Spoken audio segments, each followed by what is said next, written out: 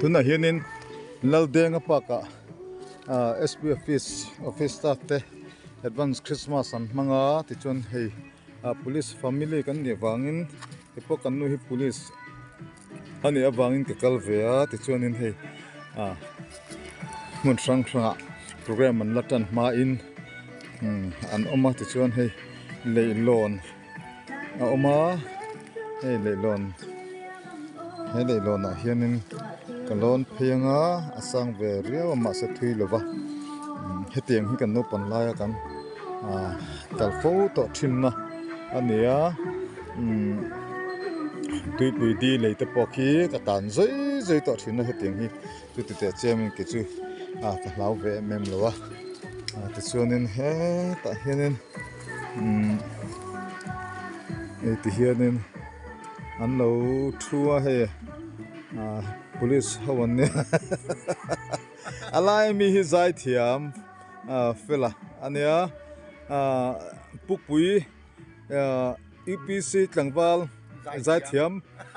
ber ani nela ma hian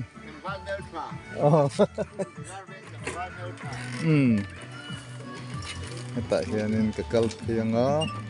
chuanin asudu riau mai he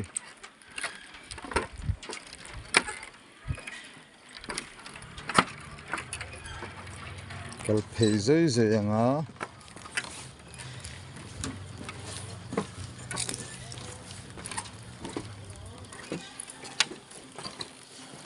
kal chok anga te chuanin ta hianin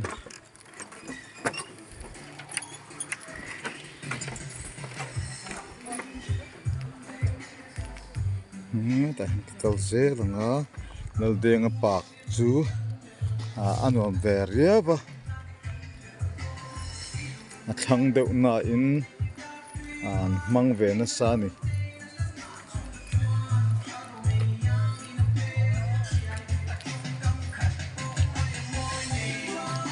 na hianin hei rohung te an pa ta ti chuan hei rina in an hal ma a ti chuan hei oi om thin thop mai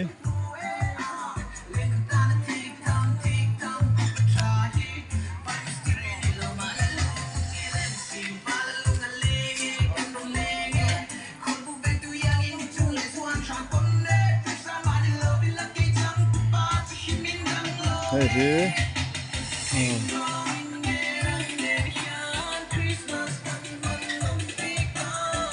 kumchar an chiama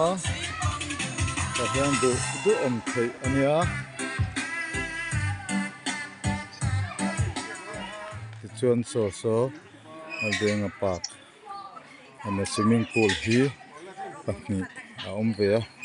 ti chuan hi no pang chen na tur bik atan an swimming pool siam ani a ti chuanin pipu te tol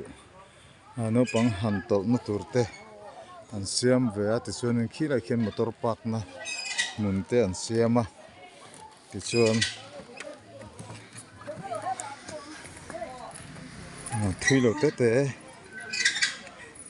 kan soyanga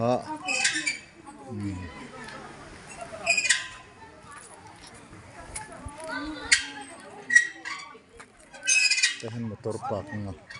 mun big ma tan motor tam tak han park tahan kian lawang ka kal zel don ela ma ka kal don te chen hi motor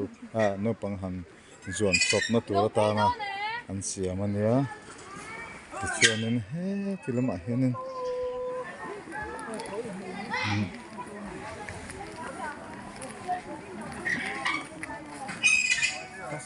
Nitan to ma se rina lum le ni nia mun he lum khop mai rina in ti pon chen pe nia rina de na pa ki le ni nia amun hiran ma ka dom po se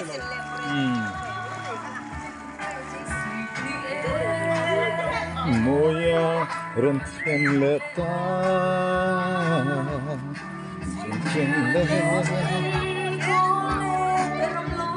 căn là cuốn về lúc từ lần chết lâu hơi lâu từ lần là khu khu temi anh nhớ lâu cấp thì lâu cấp vậy anh lâu bye bye ru Partin here, siam tu fatin sia anta singile kandon tiembe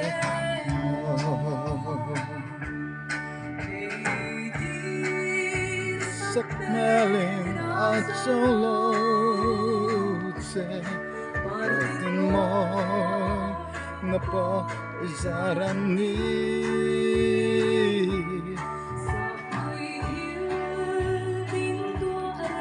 tampaknya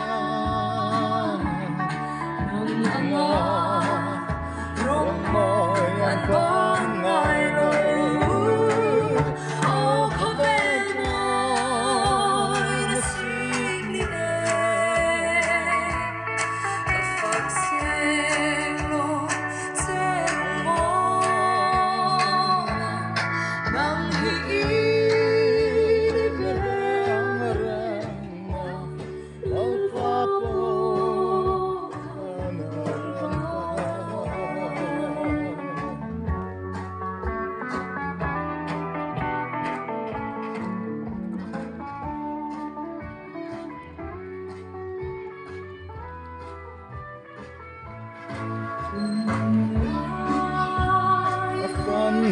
người mua liang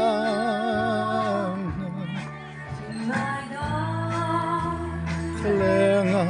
alo la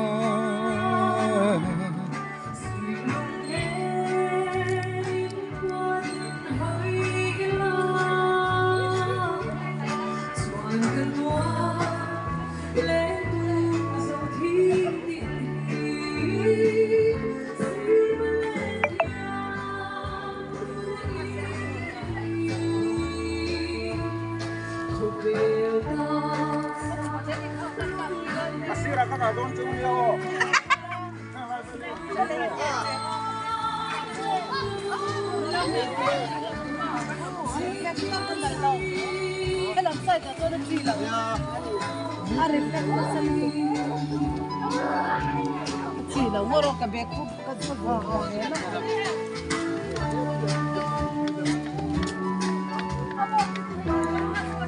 các chị ăn nghe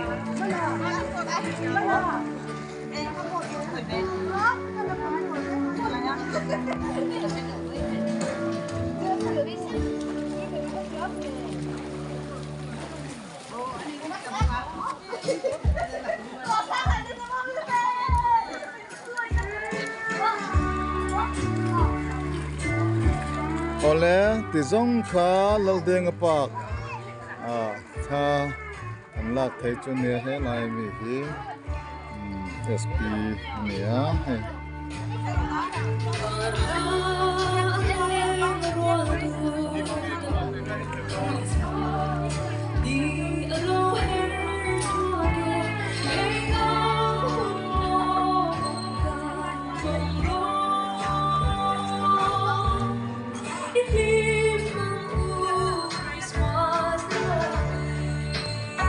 tizong kha lak thei nia ta de top don haya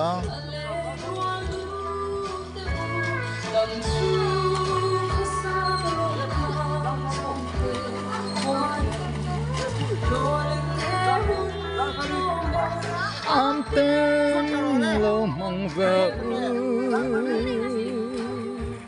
Christmas kan lo na miro